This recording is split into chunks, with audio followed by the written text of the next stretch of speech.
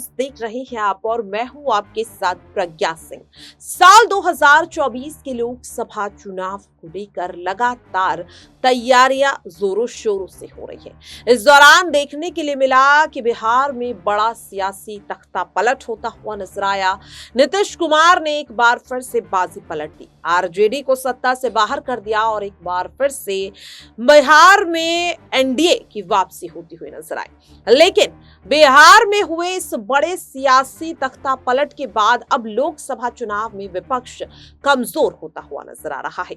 माना जा रहा है कि अब नीतीश कुमार के बाद और भी कई नेता यहां पर सीधे सीधे शायद बाहर होते हुए नजर आ सकते हैं। ऐसे में सवाल ये बन रहा है कि आखिरकार अब इंडिया गठबंधन का क्या होगा। इंडिया गठबंधन की तरफ से आखिरकार अब प्रधानमंत्री के उम्मीदवार के तौर पर आखिरकार यहां पर किसे आगे किया जाएगा।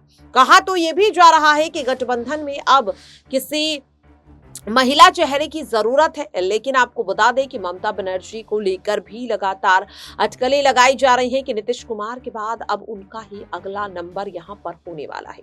तो क्या यहां पर अब मान लिया जाए कि नीतीश कुमार की एग्जिट के बाद अब इंडिया गठबंधन में मायावती की एंट्री यहां पर होती हुई देखी जा सकती है, जिसकी चर्चा लगातार यहां पर होती हुई नजर आ रही है। क्योंकि इंडिया गठबंधन से नीतीश कुमार का यूं किनारा कर लेना कहीं ना कहीं कांग्रेस पार्टी के लिए एक बेहद बड़ा झटका है।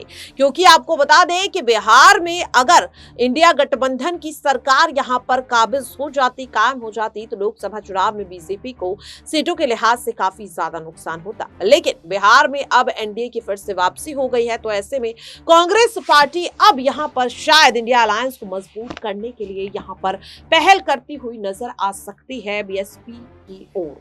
क्योंकि बहुजन समाजवादी पार्टी की अगर बात की जाए तो अभी तक ये फैसला नहीं लिया गया है बीएसपी की तरफ से कि आखिरकार वो इंडिया गठबंधन में शामिल होंगे या नहीं।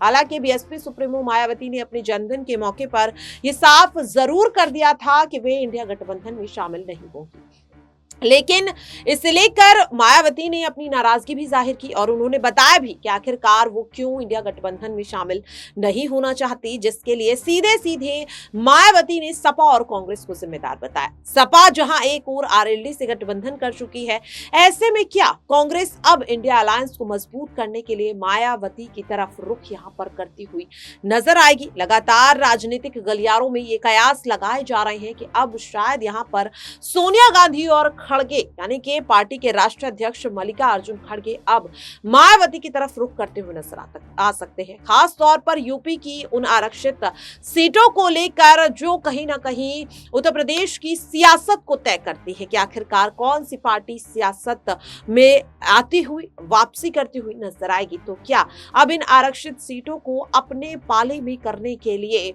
सोनिया गांधी और मल्लिकार्जुन खड़गे अब यहां पर मायावती से बातचीत करती हुई नजर आ सकते हैं। कोई बड़ी पहल यहां पर मुलाकात को लेकर की जा सकती है। मायावती के सामने क्या कोई बड़ा ऑफर यहां पर अब कांग्रेस की तरफ से रखा जाएगा, जिसके बाद मायावती पिछले गठबंधन में हुए उस धोखे को भूल पाए। देखना काफी अहम रहेगा। फिलहाल के लिए मुझे दीजिए इजाजत। नमस्कार।